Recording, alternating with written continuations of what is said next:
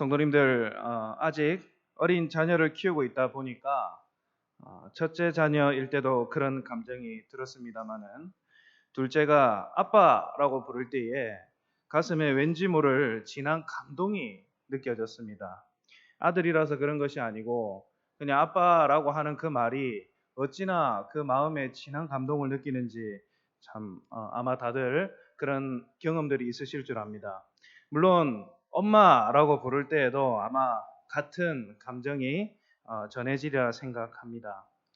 하물며 오늘 본문에서 하나님을 부르는 호칭, 우리가 하나님께 올려드릴 때에 아빠, 아버지라고 우리가 하나님께 기도한다면 우리 하나님의 마음은 어떠하시겠습니까?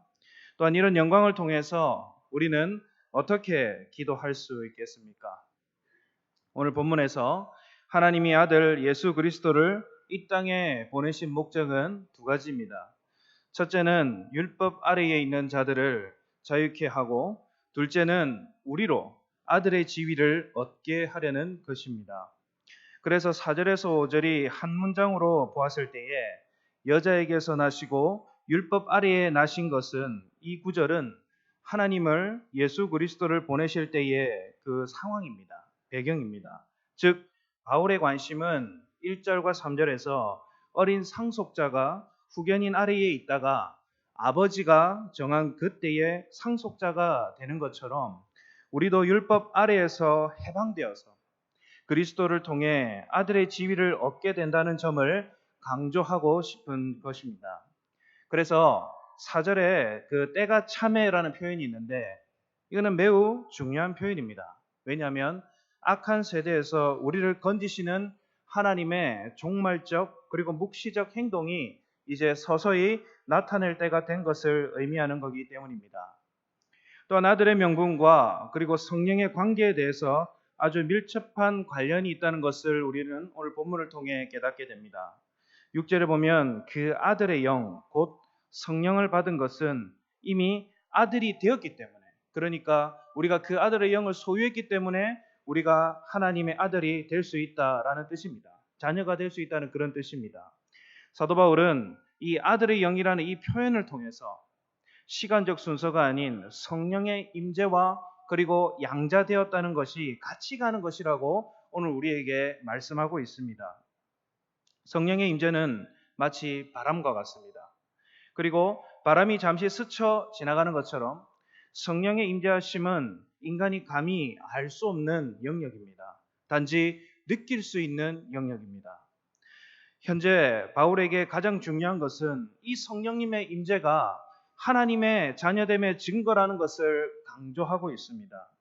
아들의 영이 있는 사람은 하나님을 아빠, 아버지라 부를 수 있습니다. 더 이상 종이 아니요.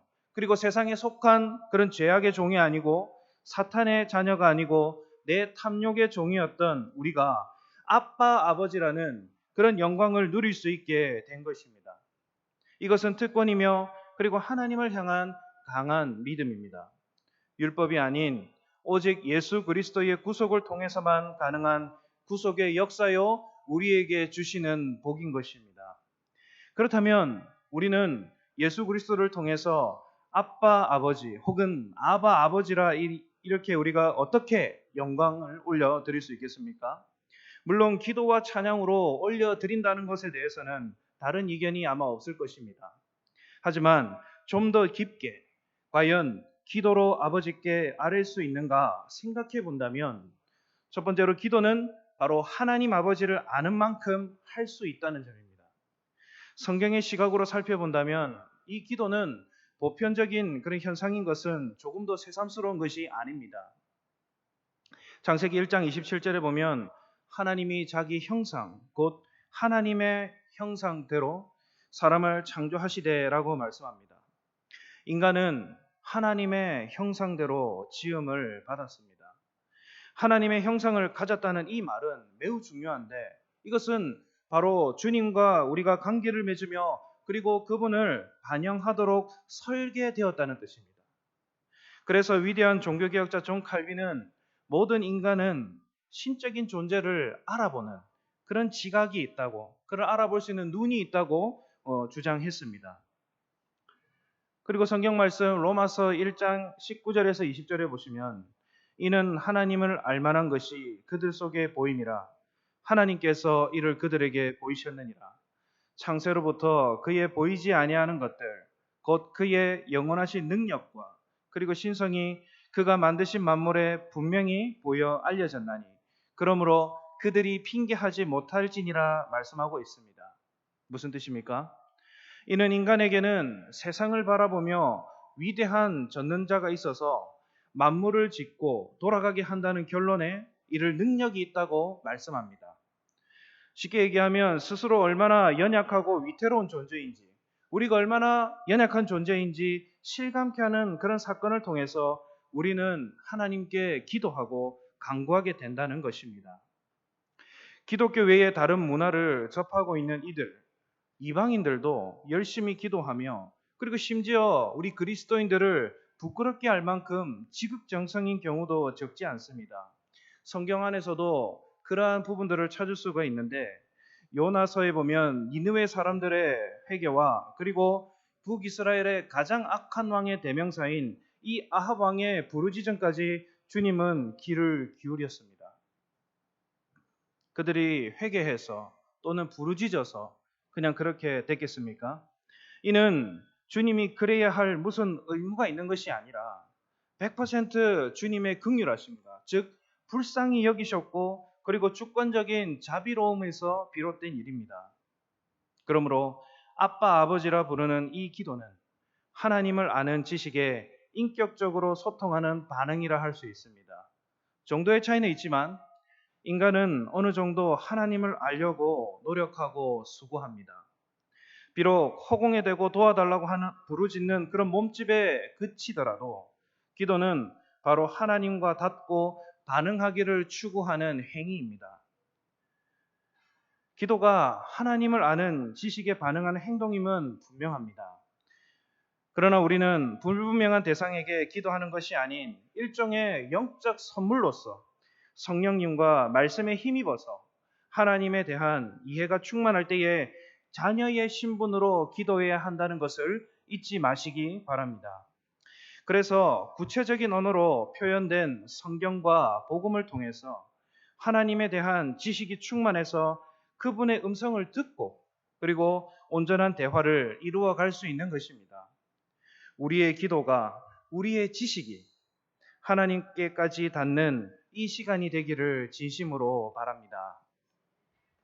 두 번째로 기도는 하나님을 만나서 대화하는 일종의 과정입니다.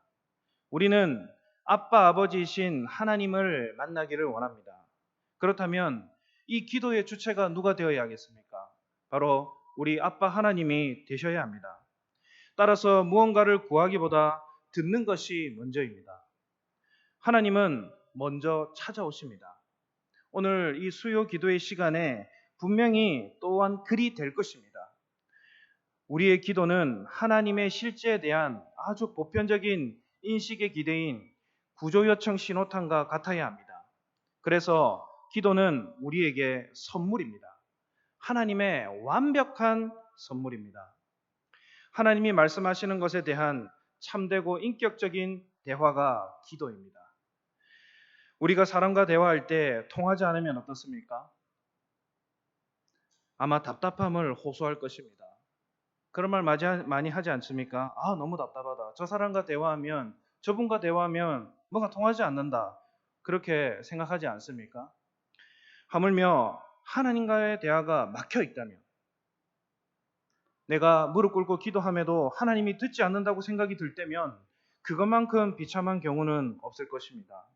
오늘 우리 성도님들이 여기서 기도할 때에 시원시원하게 하나님과 대화하는 그런 기도회가 되기를 소원합니다.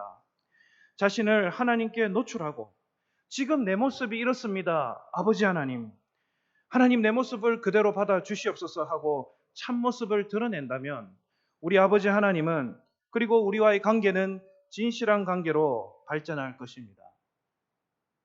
제임스 패커 목사님이 쓴 저서 하나님이 아는 지식이라는 이런 글이 있습니다. 하나님을 아는 일은 인격적인 교제의 문제이다. 하나님을 안다는 건 그분에 관해 아는데 그치지 않는다. 그분이 자신을 열어 보이고 이 편을 교제 대상으로 삼아 주시는 일이다. 친구들끼리는 말과 행동을 통해 서로에게 마음을 연다. 하나님을 안다는 건 지적으로 그리고 의지적일 뿐만 아니라 감정적인 관계이기도 하다. 그게 아니라면 인격적인 존재들 사이에 깊은 관계가 형성될 수 없다. 무슨 일이 있어도 이 점을 바라보는 시선이 흔들려서는 안 된다. 이렇게 이야기합니다. 성경은 하나님과 관계 맺는 일을 알고 또 알려지는 그런 과정으로 설명합니다. 하나님과의 관계, 사람들과의 관계는 생각뿐만 아니라 자신을 나누는데 그 목적이 있습니다. 우리가 하는 말에 우리의 인격이 담겨져 있고 그리고 우리의 실체를 드러냅니다. 우리 성도님들은 하나님과 어떤 관계로 인도받고자 하십니까? 계속해서 하나님과 불통인 관계로 살아가기를 원하십니까? 아니면 내가 하나님께 기도를 올려드릴 때마다 즉각적으로 반응하시는 그리고 나와 인격적으로 관계를 맺어가시는 그러한 관계를 원하십니까? 그래서 기도는 아빠 아버지의 거룩하신 말씀과 은혜로 시작하신 대화를 끊임없이 이어가서 마침내 주님과 온전히 만나는 단계에 이르는 일입니다. 오늘 이곳에서 하나님과 인격적인 대화 그리고 기도를 충분히 올려드리는 이 시간이 되면 좋겠습니다. 앞서 말씀드렸지만 우리 아이들은 부모님과 대화하면서 대화의 기술을 익혀나갑니다. 그러다가 점차 성장하면서 대화와 언어를 사용하는 방식도 늘어납니다. 기도도 마찬가지입니다. 처음에는 어떻게 기도해야 될지 모르다가 내가 계속해서 하나님 아버지 앞에 나아가기를 원하고 그리고 인격적인 관계가 되기를 원한다면 계속해서 그런 기도의 내용이 풍성해지고 그리고 기도의 그런 하나님 앞에 올려드린 그런 모든 것들도 다 상달될 것입니다. 그래서 오늘 이 시간에 우리가 함께 기도할 때마다 아빠 아버지요 라고 그분을 간절하게 찾는 시간이 되면 좋겠습니다. 그렇게 하신다면 긍휼이 많으신 우리 아버지 하나님이 우리의 기도를 인격적으로 들으시고 함께 하십니다. 마지막 세 번째로 기도는 하나님과의 쌍방향 소통하는 행위입니다. 성도님들 아마 욥기를 잘 아실 것입니다. 욥기에서 욥은 하나님 보시기에 의인이며 그와 같은 이가 세상에 없다고 하나님이 칭송한 사람입니다. 그러나 부자이자 의인인 욥에게 고난이 찾아옵니다. 이유는 따로 없습니다. 굳이 이유를 찾자면 하나님과 그룹들 사이에 온 사탄이 정말 당신이 욥을 보호해주지 않는다면 욥이 당신을 섬기겠습니까? 에서 시작됩니다. 그리고 하나님의 허락으로 욥의 가정은 고난을 맞이합니다. 욥의 자녀들이 줄줄이 죽어나가고 그의 재산은 하루아침에 다 잃었으며 종들도 다 죽습니다. 본인도 몸에 욕창이 나서 사기 그릇으로 긁어야 할 처지에 놓입니다.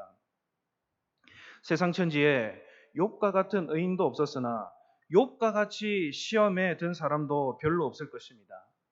그는 시종일관 하나님께 부르짖듯 고난에 찬 기도를 올려드리는 것을 확인할 수 있습니다.